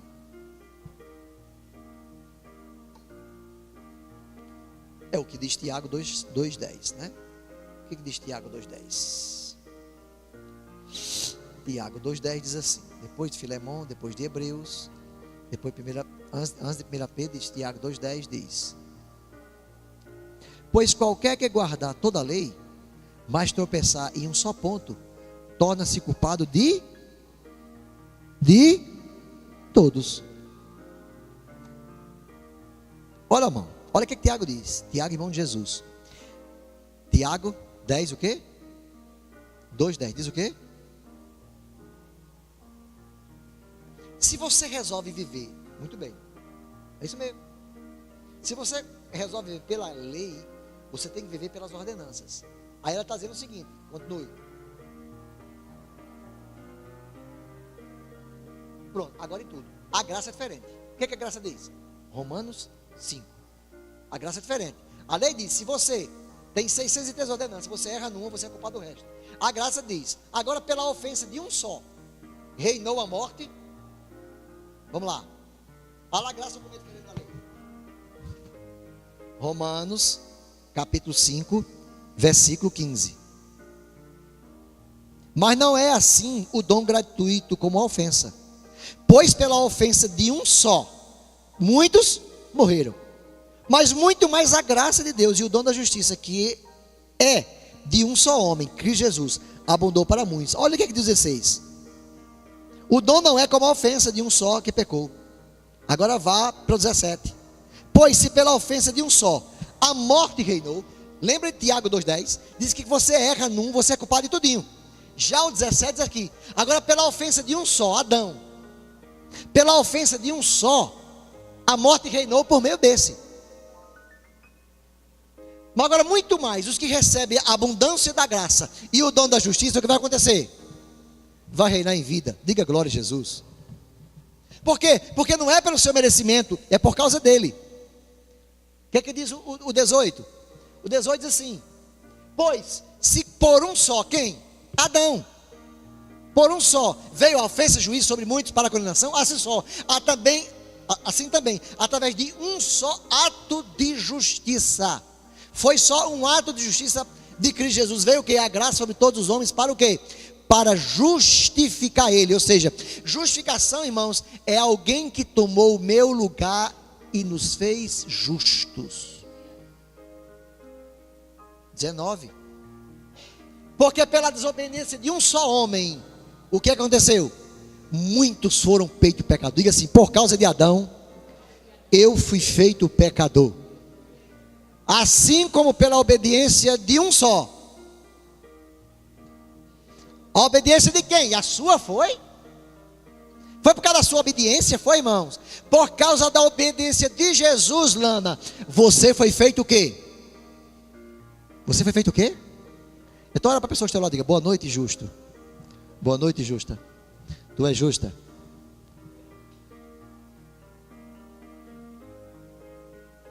Vá dormir com essa, viu? Tu és justa. Vai dormir com essa. Entendeu, irmão? Por causa da desobediência de um homem, muitos foram feitos pecadores. Aí vem Jesus por causa da obediência dele. Ele foi o único obediente, ele foi o único perfeito, foi o único sacrifício perfeito que o Pai se agradou. Por causa da obediência dele, muitos foram feitos justos. Por quê? Porque creram nele. Então, por causa da obediência dele, não da minha. Não é porque eu sou obediente que eu fui feito justo, porque eu continuo ainda falho, mas por causa da obediência de meu Jesus, eu sou justo. Irmão, por que o cão lhe odeia? Lá no cão lhe odeia? Ou você tem uma aliança com o cão assim, não mexe com ele, ele não mexe comigo? Lana, eu vou dizer para você, o diabo lhe odeia. E a Bíblia diz que ele anda ao seu derredor querendo lhe tragar. Ele anda ao nosso derredor. Ele anda ao derredor buscando a quem possa. Isso quer dizer o seguinte, que ele não pode todos. Ele busca quem ele possa tragar. Mas ele chega em Lana, ele vê que ela agora é justa em Cristo Jesus, que ela agora se tornou justiça, que ela agora está lavada pelo sangue de Jesus. Então, apesar dele rodear como leão, ele não pode tocar. E a Bíblia diz como é? Ele está ao nosso derredor, buscando quem possa. Aí ele chega em tu, ele não pode. Por quê? Porque maior é o que está com você do que o que está com o mundo. Por quê? Porque você foi feito justo por meio de Cristo Jesus, através de um só ato de justiça. Na cruz, ele se fez justo por você. Então, como Deus olhou para nós e via que tudo que podíamos fazer, nada podia nos tornar justo, aí ele fez o seguinte: eu vou mandar Jesus. Ele vai se tornar justo, e por causa do sacrifício dele, quem aceitar ele, vai se tornar igual a ele. Então olha para a pessoa que está ao seu lado e diga: ei, eu sou igual a Jesus. Diga, quando o diabo olha para mim, ele vê Jesus. Diga assim para ele: ei Jesus, olha, somos assim, ó. Nós somos assim, ei Jesus, olha. A maninha, ei Jesus, olha. Tenha calma. Eu e Jesus somos. Você entendeu o mistério do Evangelho, Lana? É isso. Qual o mistério do Evangelho? Cristo em vós, a esperança da glória. Nunca aceite, Lana, quando alguém chegar e dizer: mãe, é mistério. Lá eu vejo o negócio, mas é mistério. Para trás de mim, Satanás. O mistério foi revelado e é Cristo em mim. Este é o mistério que foi revelado. Cristo manifesta em mim. Amém, queridos? E a Bíblia diz que a natureza geme, buscando, esperando a manifestação dos seus filhos, que somos nós, queridos. Macaíba geme, esperando a nossa manifestação. As pessoas que passam por aí estão gemendo, esperando que a gente se manifeste como justo. Ou seja, com a consciência de justiça. Não da nossa, mas daquele que nos fez, que se fez justo no nosso lugar. Então, pela desobediência de um só, a gente dançou. Também pela obediência de um só. Eita, por causa da abundância da graça e do dom da justiça. Dá um glória a Deus aí. Vocês nem crentes são, meu Jesus do céu. Era uma oportunidade de se dar um glória a Deus tão alto. Porque a gente está tão acostumado a escutar tanta palavra de condenação. Meu filho, é o seguinte, a conversa é curta para estar no céu, viu? E é curta mesmo. É muito curta. Os meus pecados foram perdoados e hoje eu sou aceito por Pai, não por causa da minha obediência, mas por causa da obediência dele. A conversa é curta. E hoje eu sou justo, injustiça, a justiça que foi comprada na cruz do Calvário, o sangue que foi derramado na cruz do Calvário no meu lugar. Hoje eu tenho essa consciência. A conversa realmente é muito curta. O pecado não vai ter domínio sobre mim. A minha consciência é uma consciência de Cristo. Eu estou morto para o pecado, eu vivo para Cristo. Importa morrer, porque o morrer é ganho. Glória a Jesus. Realmente a conversa é curta. Qual é o evangelho que a gente tem escutado? Hein? é o evangelho da meritocracia. Você precisa fazer. Aí quando Deus olhou para nós, olhou a nossa impotência, a nossa insignificância, que era tão grande, que não tinha jeito. Só tinha um. Deus encarnar. E Ele encarnou. Ele se fez carne e habitou entre nós. E a Bíblia diz que nós vimos a sua glória. A glória do unigênito do Pai. Ele veio me substituir. A palavra propiciatória quer dizer isso. Ele me substituiu. Ele tomou o meu lugar para que hoje eu não tivesse que mais pagar. Porque Ele já pagou.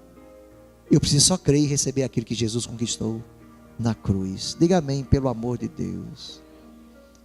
Então, se você crê nessa aula de hoje, você já vai para o céu diretamente, via Embratel, sem nem pagar uma conta. Amém, queridos? Irmãos, tudo isso que eu falei está na página de número 17, 18,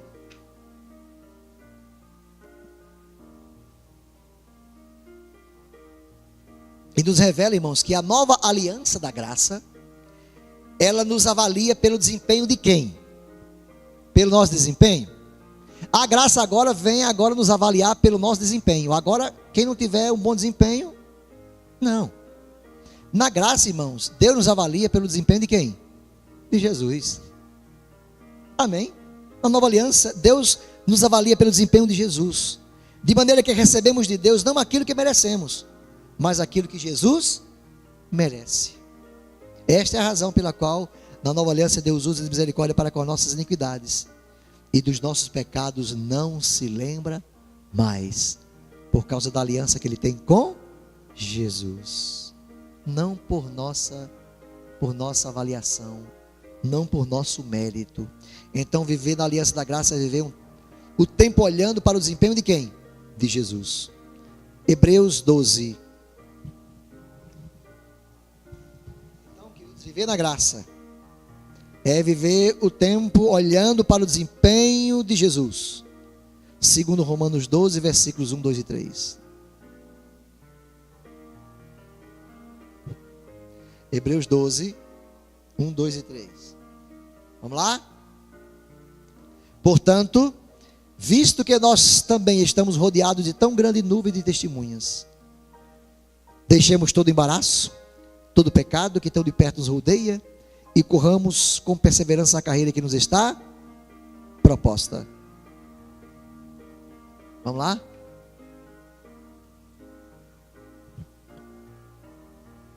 Olhando, portanto, por que você não deixa num? Muito obrigado. Deus te abençoe e te guarde para sempre. Amém. Portanto, nós também estamos rodeados de tão grande nuvem de testemunhas. É ou não é, queridos? Nós não estamos rodeados de tão grande nuvem de testemunha para nos acusar, para nos avaliar, para dizer que nós temos, que nós não temos, que podemos ou não podemos, de acordo com o nosso desempenho. Não é assim? Porque tudo não é assim, não é baseado no desempenho. Inclusive tem muitos irmãos tristes na igreja, sabe por quê? Porque estão trabalhando tanto, esperando que o pastor possa avaliá-lo pelo desempenho dele. E aí ele vai ser promovido e vai para um cargo tal ou ministério tal, de acordo com o desempenho dele. Ele não aprendeu a descansar em quê? Na graça. Então ele está descansando no quê? Do seu desempenho. Por que tem tanta gente mudando de igreja? Por isso. Porque aqui ele não alcança, ele vai para outro canto, alcança, e então de acordo com o mérito dele, ele vai. Aí tem tanta gente correndo de um lado para outro, esperando o reconhecimento. Nós estamos rodeados de tão grande número de testemunhas, que buscam sempre nos qualificar pelo nosso desempenho. Aí eu qualifico o Jetson pelo desempenho dele. Infelizmente, muitos pastores julgam assim.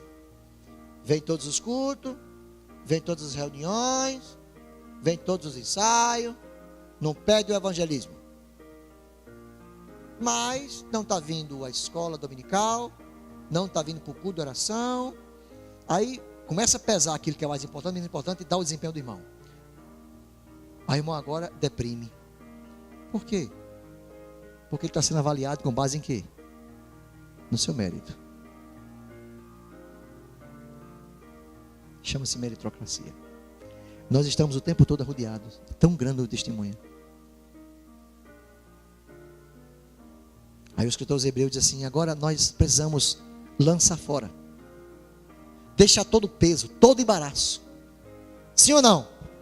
Arrancar todo o peso, todo o embaraço, o pecado que tão de perto nos odeia. A gente corre, tira a gente, e agora corra a carreira que está proposta. Irmãos, qual é o crente que não quer fazer isso? Todos nós queremos, sim ou não, queridos? Mas tem situação na nossa vida que parece que quanto mais a gente quer tirar o embaraço, mais a gente se alinha, né? Ou não é? Quanto mais a gente se esforça para deixar de fazer o negócio, mais parece que a gente faz. Não é assim, querido? É.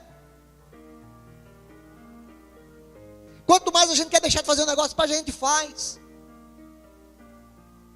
O escritor diz: corra, arranca o peso, o embaraço, corra com perseverança. E quanto mais você corre, mais coisa você arrasta. Quanto peso. Eu lembro quando eu trouxe ela e eu peguei ele, joguei na lata do lixo. Eu digo: esse bicho está me impedindo de pular, de correr. Aquilo às vezes um peso, pessoas, companhias, amizades, parece que nos faz peso da carreira que a gente quer correr. Então a gente quer arrancar aquilo, mas parece que quanto mais a gente quer arrancar, mais arranja gente para atrasar a vida da gente. É ou não é, queridos? É, irmão. Bota o 2. O 2. Não. É um, né? Mas sabe por que a gente não consegue cumprir um, querido? Sabe por que não consegue cumprir um? Sabe por quê? Porque a gente não consegue pelos nossos próprios esforços. Deixa no 1. A gente não consegue pelos nossos próprios esforços. Quem é que não tenta correr? Tenta, irmão. A gente tem tanto irmãozinho tão bem intencionado, né? Eu vou correr, eu vou largar o pecado, eu vou fazer isso. E irmãozinho, quanto mais ele tenta desalinhar, mais ele se linha, não? Hoje eu não veio comer cuscuz, aí quando ele tenta comer, aí é que ele está comendo cuscuz, não? Eu só encontro esse rapaz comendo cuscuz ali na padaria. Toda terça-feira eu encontro lá, hein? É mais fácil encontrar lá do que aqui. Nós dois comemos cuscuz. Quanto mais a gente quer deixar de fazer o negócio, mais parece mais que a gente faz. Não é assim, irmão? Então preste atenção numa coisa, querido. Escreva isso. Porque você está rodeado de tão grande nuvem de testemunhas. Sempre você vai, por causa destas testemunhas, tentar dar um jeito de se livrar das coisas, para poder acertar, para poder ser reconhecido pelo pastor, pelo ministério, pelas coisas. Mas sabe quando é que você vai conseguir? Nunca. Sabe por quê, queridos? Porque você tem que entender o versículo número 2. Você tem que olhar firmemente para Jesus. Se você não olhar firmemente para Jesus, se você não se jogar firmemente nos braços dele, se você não depender 100% de Jesus, se você não contar com 100% com ele, se você não olhar firmemente para Jesus, que é o autor e consumador da tua fé, o qual pelo gozo que lhe está proposto suportou a morte, desprezou toda ignorância, toda maldade. Se você não olhar para Jesus e não contar com ele, não estiver nele, você não vai conseguir. O segredo de vencer o versículo 1 é ao estar olhando para Jesus firmemente. Não olhe para o pastor, não olhe para a pastora, não olhe para o irmão, não olhe para o secretário, não olhe para com quem, para o seu líder. Olhe para Jesus. Se você olhar para Jesus, você vai correr sem nenhum embaraço. Se você olhar para Jesus, você não vai querer agradar ninguém, você vai agradar a Jesus. E quem agrada a Jesus, irmão, agrada a homens.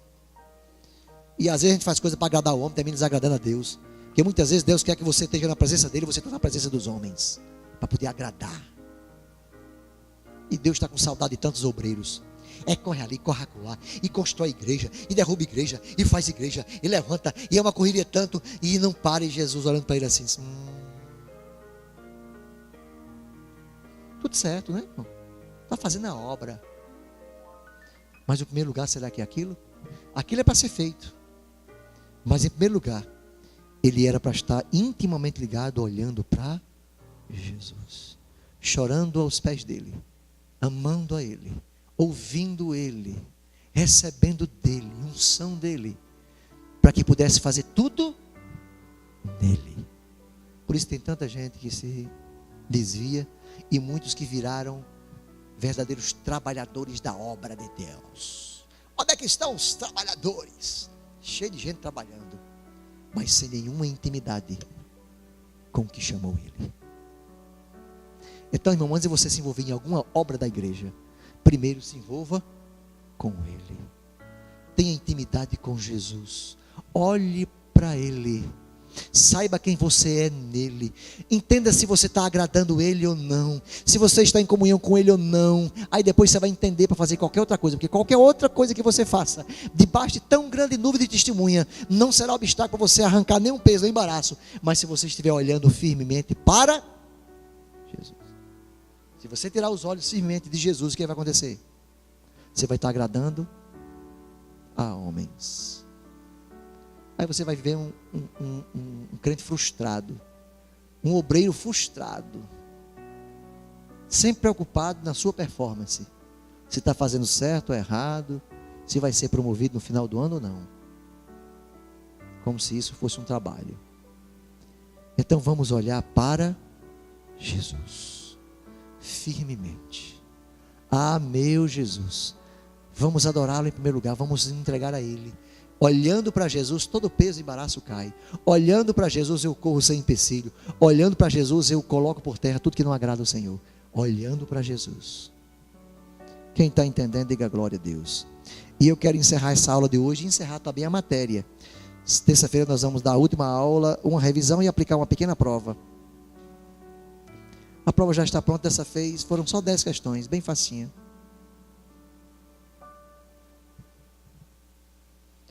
Outro versículo que nós vamos agora entender. Eu estou com sede. Tem água aqui? Tem.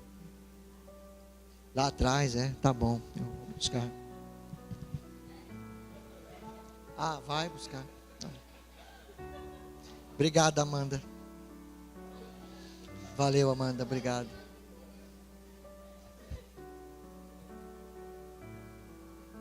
Amanda, você foi pega hoje para a gente não dormir. Mas ela é tão linda, ela parece minha filha Paulinha, não é não? É igual a Paulinha. Ela. Amém. Queridos, nós vamos aprender agora aqui. Tainá está rindo de mim. Deu uma fraqueza em Tainá agora. Amandinha, nós vamos colocar agora. Coloca na página 20. Eu encerro essa matéria com a revelação desse versículo. Amém?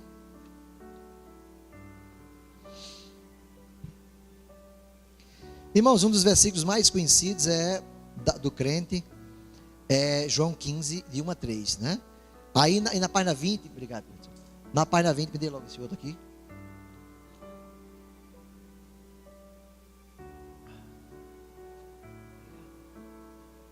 Eu me esqueci. Na página 20, a Amanda colocou aí que tem o seguinte: quando não estamos dando fruto, Deus corta e lança fora. Quantos já leram esse versículo? É João 15. Vamos lá, Amandinha?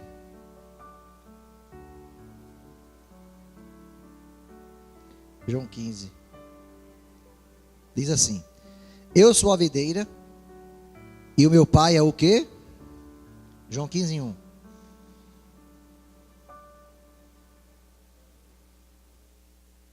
Achou João 15, 1? Já está aí? Pronto, diz assim. Vamos lá, vamos ler juntos? Eu.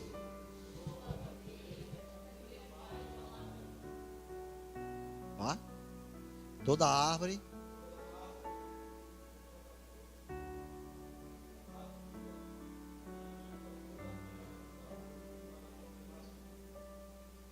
Voz já estaria por causa da palavra. Ok, só até aí.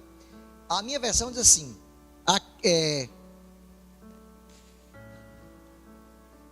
Eu sou a videira, meu pai é o agricultor. 2. Todo ramo que em mim que não dá fruto, ele o corta. E todo ramo que produz fruto, ele o poda, para que produza mais ainda. Então o que nós aprendemos, queridos? Nós aprendemos desse versículo aqui, que Deus corta e joga fora todo aquele que não está dando fruto. É ou não é?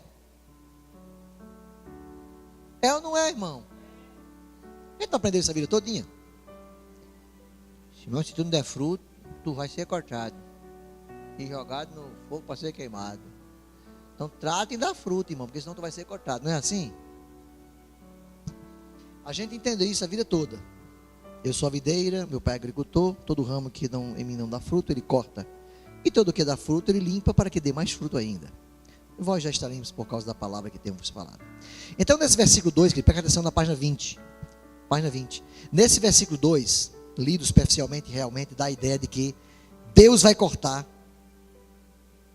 Porque Jesus está dizendo que o meu pai é o agricultor. Então, Deus é que vai cortar aqueles que não estão dando frutos. Não é isso que está claro aqui? Por causa da versão que nós temos aqui.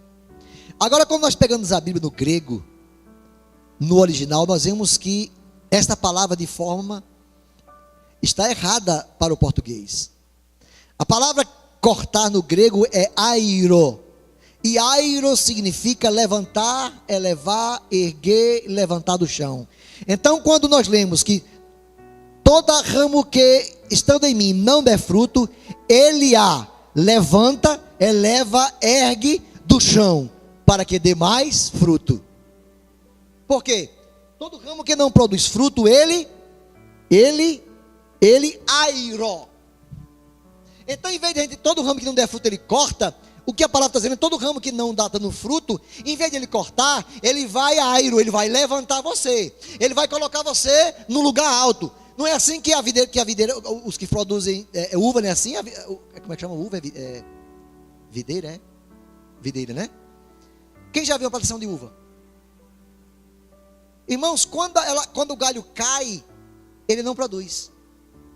Aí vem o cara, levanta aquele galho, airo. Então, quando ele não está produzindo fruto, em vez de ele arrancar, ele limpa e airo, ele levanta para que dê mais fruto. Então, quando você não está dando fruto, em vez de Deus vir arrancar a sua cabeça, jogar você no mato, ele vai pegar você e levantar, aí para que agora você produza. Diga glória a Deus. Quando o pastor bota você no lugar e você não está produzindo nada, aí você não serve para nada. Sabe por quê? Porque você está no lugar certo. O pastor vai fazer o que é com você? Meu irmão, é o seguinte: você não está produzindo, você não está aqui, principalmente igreja que trabalha com célula. Você não está numa célula, não está produzindo, não ganhou ninguém para Jesus, não fez nenhuma célula, tu não presta para nada. O testemunho de Jeová, se você não vender tantas sentinelas, revista, você não serve para nada, você é cortado, expulso da igreja. Se você está numa igreja que não tem célula, que tem célula, se você não tiver célula e você não multiplicar a sua célula, você vai ser cortado, você não serve. E usa esse versículo: todo que tiver em mim não estiver produzindo, ele corta. Mas aquele que estiver em mim não estiver produzindo, ele airo. Airo significa levantar, elevar, erguer. Para quê? Para que agora ele possa dar fruto. Larissa não está dando fruto, vamos arrancar a cabeça dela, não. Vamos agora observar onde que ela pode produzir. Vamos levantar ela, vamos erguer ela, vamos ajudá-la, colocar no lugar que ela possa dar fruto. Diga amém, pelo amor de Deus. Só isso, simples assim. A Bíblia está falando a respeito da videira. E quando nós estudamos sobre videira, vemos que é uma árvore que precisa de um giral. Um giral é onde ela possa crescer. Vamos lá, vamos falar Tainá. Tainá, você já teve alguma experiência que você teve na igreja e você não conseguia produzir? Já. Eu também. Não sei se alguém já teve essa experiência. Uma vez, eu era assim, eu era novinho. Aí me botaram numa igreja grande, lá no Alecrim, para ser o diretor de patrimônio da igreja. Eu não sabia o que era diretor e também não sabia o que era patrimônio. Mas fizeram uma votação lá na 2, ali na missão. E quando eu fui, eu era diretor de patrimônio. E o pastor Alberto Guedes, na época, um bichinho tão bonzinho, ele ficava: Paulo, cadê o orçamento para o ano 2000, próximo ano? Eu disse: orçamento. E eu terminei o ano como irresponsável. Não produzi, por quê? Eu não sabia o que era aquilo. Quantos de nós, queridos, não está dando frutos? Por quê? Porque não estamos fazendo a coisa certa. Aí se você não está dando fruto, corta. Corta é muito fácil. Não, nós não vamos cortar ninguém. Vamos fazer como diz a palavra, airo. Vamos levantar, erguer. Levantar do chão, elevar. Para que agora você possa produzir. Diga glória a Jesus. É isso que João quis dizer. Então toda a videira precisa ser colocada em estacas, em giral, para que ela cresça para cima. Amém? Então os frutos possam crescer para baixo. Você pode ver que as folhas da uva ela cresce assim e os cachinhos crescem para baixo. Se o galho está para baixo, ela não vai produzir. Aí o cara não vem e corta, não. Vem, coloca no giral para que ela cresça corretamente. Eleva ela, airo, não é corta, é eleva, é ergue. Diga glória a Jesus. É isso exatamente que Jesus está falando em João 15:2. Na verdade é correto dizer que quando alguém não está na videira e por motivo não está dando fruto, ao invés de cortar, o Senhor eleva. O Senhor vai tirar ela do monturo e do chão, e o Senhor vai colocar na posição de cima, em cima do giral, para que ela possa, elevada, dar frutos e voltar a desenvolver, porque ela não está desenvolvendo. Diga glória a Jesus. No Evangelho da Graça é justamente isso que Jesus faz conosco quando não estamos dando fruto. Ele nos coloca numa posição elevada, no estilo do chão, pela sua palavra, pelo seu Espírito. Então nós vamos ter possibilidade de dar fruto exatamente como Ele planejou. O Evangelho da Graça te levanta, te coloca sentado nos lugares altos celestiais em Cristo, que espiritualmente é o lugar mais alto e elevado, onde existe a capacidade de você dar mais fruto. Diga glória a Deus. Diga comigo, isso é o Evangelho da Graça. Diga, eu sou levantado em vez de cortado, para que eu dê fruto. Amém? Se esse Evangelho fosse ensinado nos 4 cantos do mundo, não tinha tanto desviado.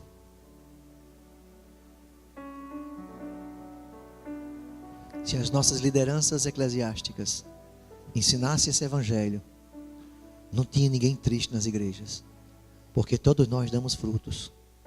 Nós só precisamos identificar onde é que nós nos encaixamos melhor. Aí o que a gente faz, as igrejas? O irmão Carlos não faz. Aí agora eu boto para o irmão Luciano fazer.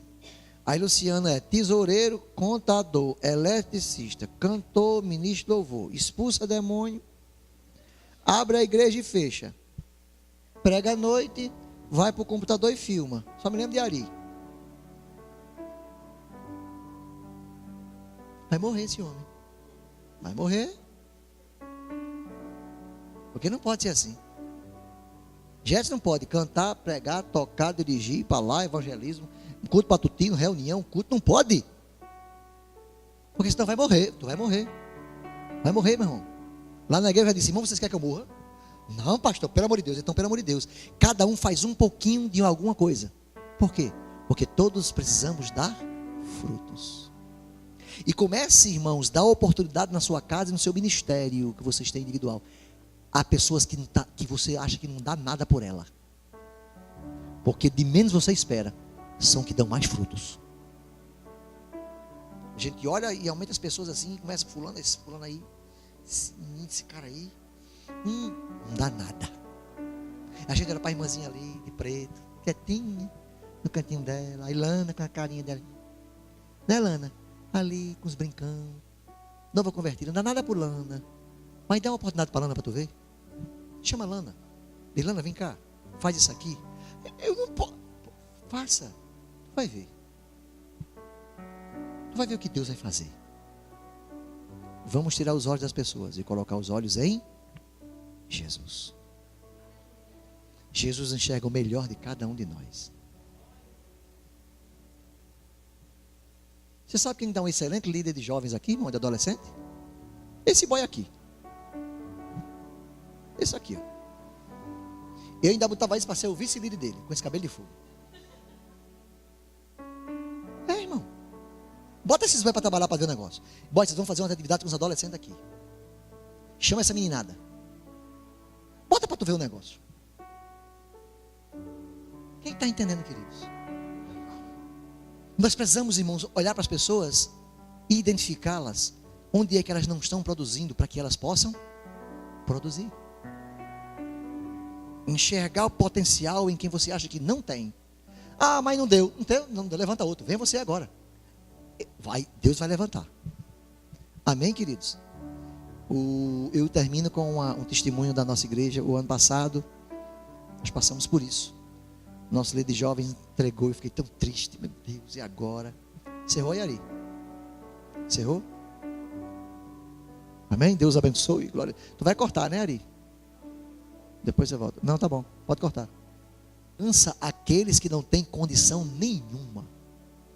A graça capacita aqueles que não têm nenhuma capacidade. A graça se aperfeiçoa justamente na fraqueza dos bois. É essa fraqueza. A graça vai aperfeiçoá-los. Basta eles estarem na presença de Deus. Basta eles estarem disponíveis. Senhor, usa-me. Senhor, eu não sei fazer não, mas me ensina. E Deus faz. Isso é o evangelho da graça. Não por meritocracia, mas porque a graça nos alcançou. Amém, queridos? Quantos entenderam esta palavra? Quantos foram abençoados com este tempo, com este ensino da graça nesta igreja? Amém? Foi muito bom, foi muito gratificante, porque eu acredito que a base, o Wallace, né? O Alisson, a base, o Alisson, a base da nossa fé, daquilo que testificamos, a base é essa aqui. Nós não trabalhamos aqui com nada de acabamento, nós só trabalhamos com base, com sustentação. Essa é a base. Nós não fomos com profundidade de revelação nenhuma, não. A gente só trabalhou com estrutura, com base, com coisas mínimas. Então, em cima dessas bases, a gente vai construir um edifício. Em cima dessa base, você pode edificar qualquer prédio que ele vai se sustentar.